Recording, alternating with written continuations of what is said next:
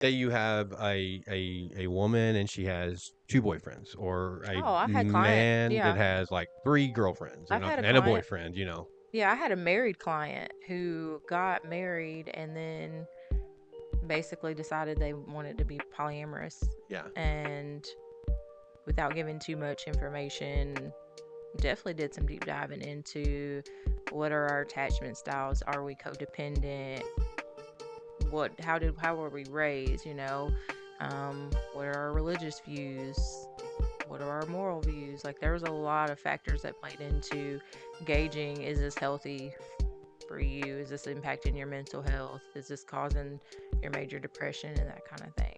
Yeah. So there used to be, several shows on TV, where that has happened, but then recently there's been a new one. I haven't watched it, but I've seen it being advertised.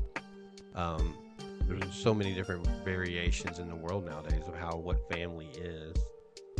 And I guess, you gotta think about this. I was talking about this with a friend of mine, he old school Xer, and he's like, everything that anybody who's not Generation X is the wrong way to do it. I'm like, what are you basing that on? Are you basing it on, a Camaro?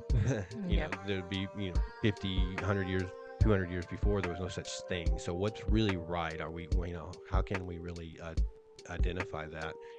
It does, though. Really, I guess this really gets into the root of our moral background of how can that be okay, Hmm. and how can there not be some jealousies there? And the children being raised, are they going to, what is that? There's just so many issues like that that this just doesn't feel. I guess there again, you're going to your feelings, and you have to rely on your training, right? Hmm. Yeah.